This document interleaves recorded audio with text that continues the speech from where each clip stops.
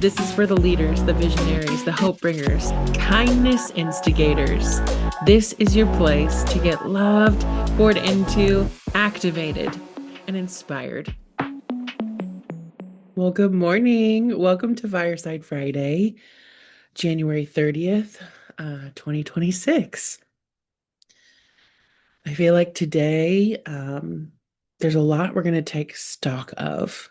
Feels like we're feeling and having a lot of feelings. And so the first really important thing I've been feeling for us is that we need to take a deep breath or a couple. So wherever you are, whether you're here with me right now, whether you're listening to the replay, just take a few deep breaths. Breathe in through your nose and out through your mouth as it feels comfortable to you.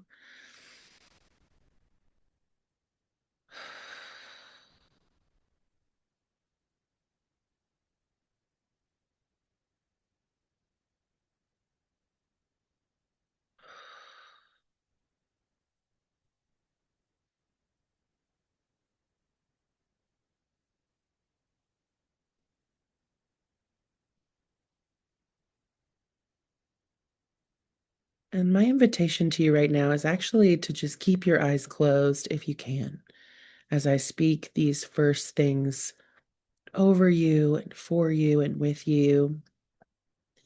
There is a lot of energy going on in our collective. There's a lot of grief. There's a lot of uncertainty. There's a lot of questions. No matter where you find yourself as you listen, it's okay. No matter how you're feeling, no matter the questions that you have, um, even if you're throwing your hands up and wondering, what can I do right now? It's okay. That's all right. You are held in this place just as much as if you felt like you knew what your next step might be, or if you felt really confident in what was coming down the line. No matter what,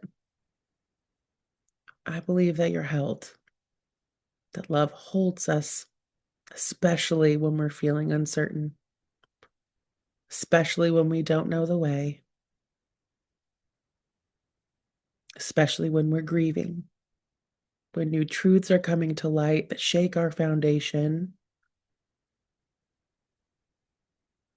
No matter what, you are held in love.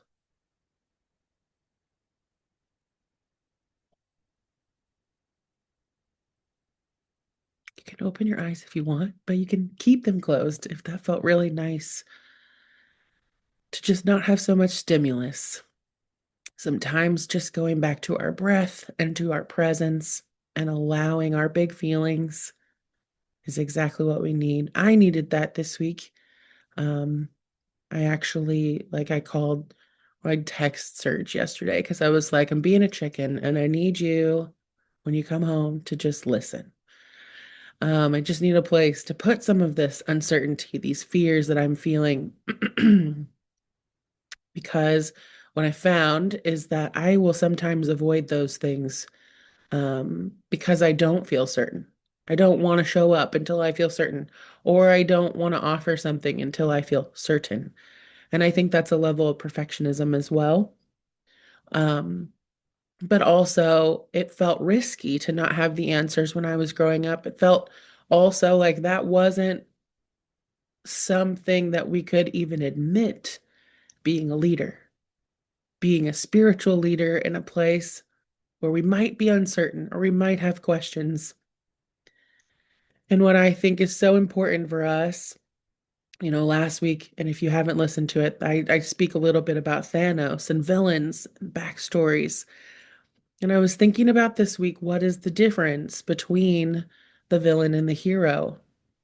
Because often, even our heroes have gone through hard things. And so where does it go off track, or where does it take us to a different place? And I think some of that has to do with just us transmitting our pain. transmuting it instead of transmitting it. Transmutation, transformation, allowing space and proximity to cry, to say, I'm not sure what to do here at this juncture. I'm not sure. I don't have the answers. Would that be okay?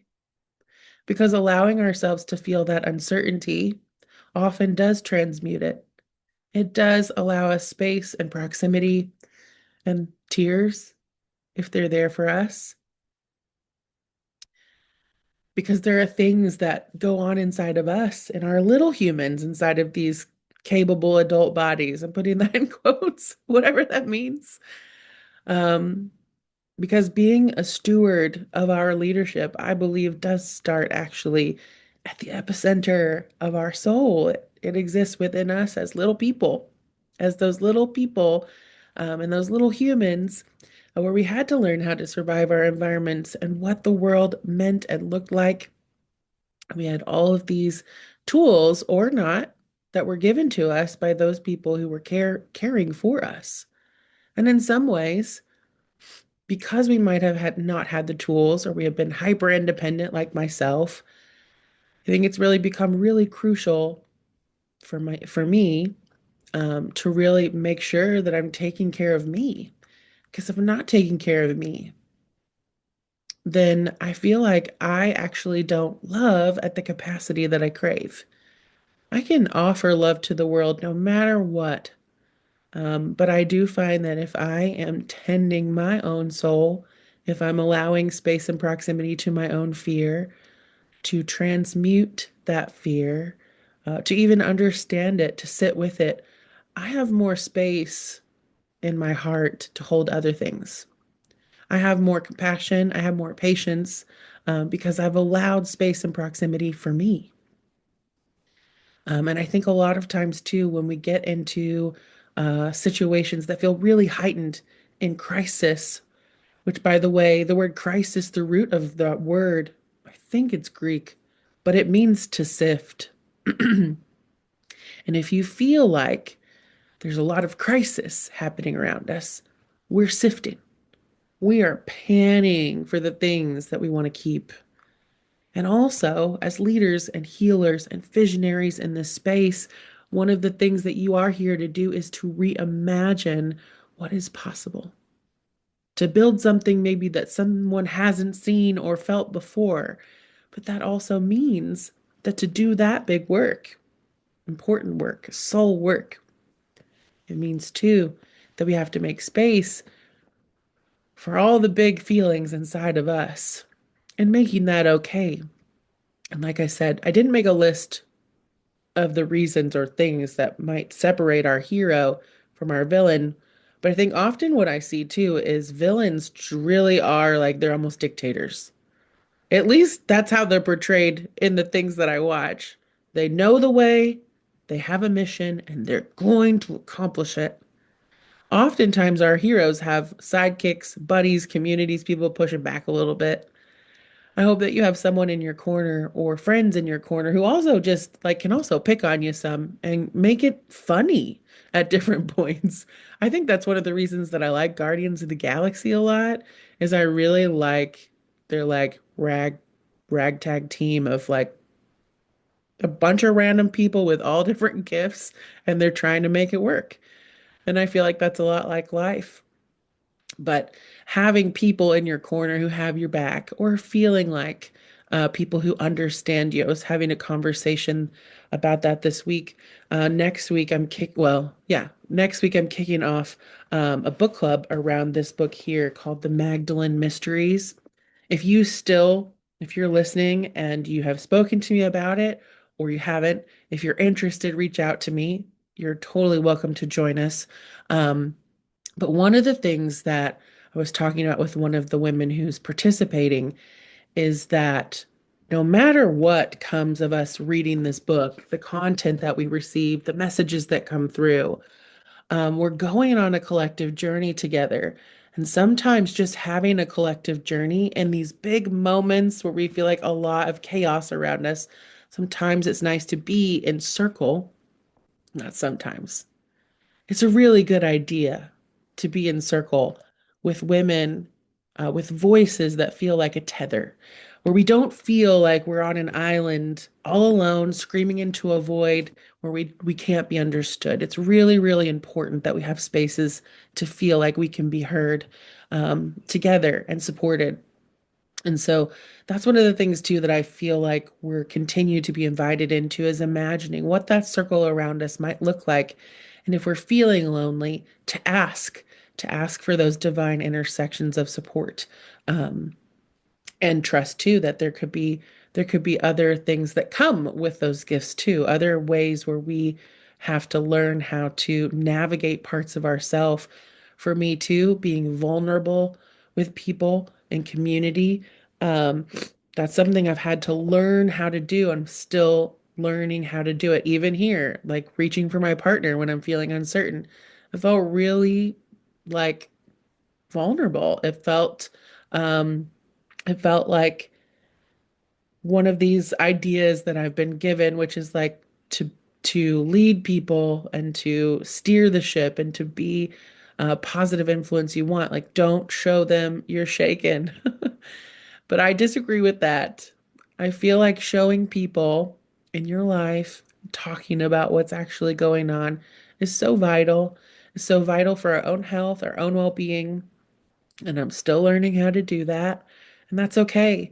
I think that that's one of those things too. I talked a little bit about what has been modeled for us. What have we learned? How have we learned to deal with our pain, and what does that look like? And for me, dealing with our pain as a family looked like focusing on the people outside of our family to help them focus on their own stuff. Um, and some of that's actually really good and supportive. Sometimes it really is helpful for us in our grief and in our life to find people that we can also serve and support when we're feeling like we don't know the way. Volunteering and being in spaces where you can use your gifts as a collective team is really something that's also special.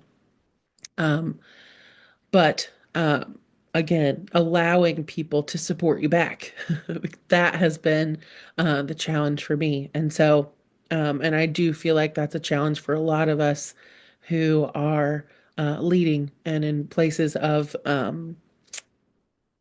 leadership in general. I feel like I've lost my train of thought. So, coming back into, I have this post that I saw this week. And it's one of those two, like, I'm like, I don't know if this is real or not, but I really like the message. And so, well, real as far as did someone create this? Did they partner with AI? I don't know. I can't tell you who said it, but I'm going to read it and I'm going to share it so you can read it too. But regardless, I said all of the extras. I like to be able to cite where I can. I don't know that the origin is all that important because one of the things that I want us to keep being reminded of too is our imagination, our vision, our ability to contemplate what the future might hold is how we also move forward in times of collapse and despair. That doesn't mean that we skip over this part, but it does mean that there gets to be a greater invitation than just this moment. Just like life, when things happen, when things disappoint us, when we experience hard loss, which is all part of being alive, there is I think, always a moment where there could be something greater than just this moment of hurt that's going on for us. And I think that that suffering, when we experience that loss, is also really important and vital. It's really rich soil for us to be leaders of other people, to have human experiences and know what it's like to be inside of them. If we're hoping to lead people to a better truth, or even welcome them into something greater than the moment they're experiencing, even in friendship. And I'm at a place too where I feel like it's important to offer that also one of the most Healing things for me has been when people will sit with me in my uncertainty and not offer their wisdom or advice, but just make it okay. Because we are going through life, and sometimes life is really unpredictable. It's really scary, and it's okay for us to be uncertain. It's okay. That's all right. But I think also going back out into this higher perspective is what's kept me grounded and going, okay, in this moment, I'm feeling these things and I'm allowing these things. What keeps me tethered and anchored is a bigger understanding that I do believe that we are here intentionally at this specific time and to bring the gifts that we are into the communities that we're inside of. And I don't believe that that's an accident. That is what helps keeps me personally grounded and come back to center. Doesn't mean I'm always there. Sometimes I'm off in the wind going like, I don't know. I don't know. Like, I don't know. But I feel like that's important for you to know too, because that is also feedback I've received from people is they experience my courage, but maybe not as much my fear. And I think it's really important for you to know that even strong leaders who stand, who speak, who come into the arena and offer these things, I still do it with fear. I still do it with questioning. I still do it not knowing some days what the heck we're going to talk about on Fireside. But that is not really my role. My role, I feel like, has been to be that channel and that vessel to just partner in surrender and trust. Okay, let's go over here to my yes. It's working. Ha! Okay, sorry. I'm still feeling like I've been junky with my shares. Not junky, clunky. So, message from the White Eagle Hopi. So, I think this is an indigenous message. At least that's how it has read to me too. This moment humanity is going through can now be seen as a portal and as a hole. The decision to fall into the hole or go through the portal is up to you. If you repent of the problem and consume the news 24 hours a day with little energy, nervous all the time with pessimism, you will fall into the hole. But if you take this opportunity to look at yourself, rethink life and death, take part of yourself and others, you will cross the portal. Take care of your homes, take care of your body, connect with your spiritual house. When you are taking care of yourselves, you are taking care of everything else. Do not lose the spiritual dimension of this crisis. Have the eagle aspect, that from above and see the whole, see more broadly. There is a social demand in this crisis, but there is also a spiritual demand. The two go hand in hand. Without the social dimension, we fall into fanaticism. But without the spiritual dimension, we fall into pessimism and lack of meaning. There is a social demand. Oh, sorry. You were prepared to go through this crisis. Take your toolbox and use all the tools available to you. Learn about resistance of the indigenous and African peoples.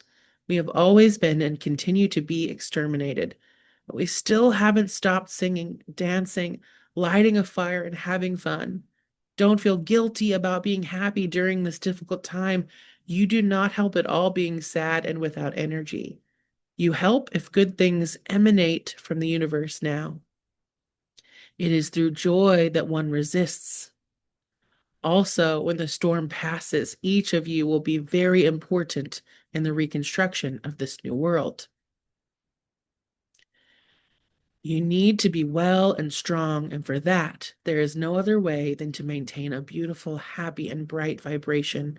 This has nothing to do with alienation. This is a resistance strategy. In shamanism, there is a rite of passage called the quest for vision. You spend a few days alone in the forest, without water, without food, without protection. When you cross this portal, you get a new vision of the world because you have faced your fears, your difficulties. This is what is asked of you. Allow yourself to take advantage of this time to perform your vision-seeking rituals. What world do you want to build for you? For now, this is what you can do. Serenity in the storm. Calm down. Pray every day. Establish a routine to meet the sacred every day. Good things emanate. What you emanate now is the most important thing. And sing, dance, resist through art, joy, faith, and love. Resist and be reborn. One of my favorite lines was here. It is through joy that one resists. It is with hope that we create art. Sometimes in our deepest pain, we create art. Things that we are creating, that we are bringing into fruition and imagining for the world is part of the work. Our heartbreak is also really important. Notice the fractures of where you're feeling the pain the most, because that is part of your work. It is part of the invitation into why you're here, I believe. I believe that the ways that your heart is uniquely broken for the world is something to pay attention to. Because I think there in that heartbreak is also you learn the gifts that you want to bring to the table. And it might morph and change and look different. And that's okay too. It probably looks very different than what we expected. And that's all right. All right. Well, actually, I'm going to read our song lyrics before I bring up our card for the day, because I think if you are new to the show too, or you're listening to the replay, um, I have decided that every week, this is my goal anyway. There may be some weeks where it doesn't happen. I'm trying to allow myself the permission because it feels like a big ask. I'm a huge music person, and finding the right song is an art form.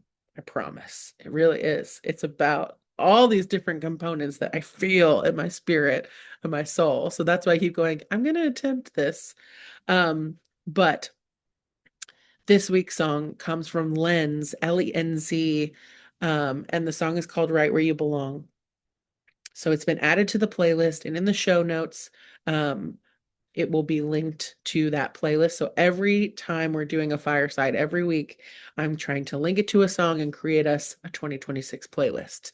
So today, and I think Lynn's, I'm almost positive it's again an AI band, which I've actually been really kind of interested in myself to try and see about creating some songs digitally, where basically I guess you curate it, you write the lyrics, and you can pick the sounds, and I could even sing it. But I've been thinking about some of that and creating with some of that. So you may get some original songs. We'll see. But today, this comes from Lynn's Right Where You Belong. And if you can, I'm just again going to invite you to close your eyes as you listen to me read these lyrics over you. And if you can't close your eyes because you're driving as you listen or something, that's okay too. All right. You made it here. I know it's been long. You've been holding on so strong. Lay it down. You don't have to pretend. This is where the healing begins. You've been searching, moving fast, trying not to look back. But peace isn't somewhere far away. It's been with you every day. You're right where you belong. You don't have to be strong. You don't have to prove a thing. Just let your heart feel everything. You're right where you belong, in the quiet, in the calm. Every part of you is seen. You're safe in this in between. Slow mornings, softer light, nothing asking you to fight. Every step feels gentle now. You don't need the answers. How? If you've been feeling out of place, let this be your steady space. You're right where you belong. You don't have to be strong. You don't have to prove a thing. Just let your heart feel everything. You're right where you belong, in the quiet, in the calm. Every part of you is seen. You're safe in this in between. Let the world spin without you. You've done enough. It's true. There's nothing more you need to earn. Just let yourself return. You're right where you belong. Every worry fades along, every breath comes soft and slow. You're exactly what you know. You're right where you belong. And the stillness and the warm, hold this feeling, let it stay. You don't have to rush away. Stay here a little longer. Let the quiet make you stronger. Nothing's missing, nothing's wrong. You're right where you belong. No matter how you feel today, no matter what you're taking into this weekend, just know that you are safe here, that you are cared for. It's okay if you don't have the answers. It's okay if you're scared. And I love that line. You don't have to be strong. And I think, again, this is a double invitation, the allowance of the question, the allowance of the fear, but also the permission for your joy. We need your joy. And that often has to come after you've transmuted some of that pain or through it. Maybe there's some art or some ways. Keep bringing up art. I think we need to do some art projects this weekend. Finger paint.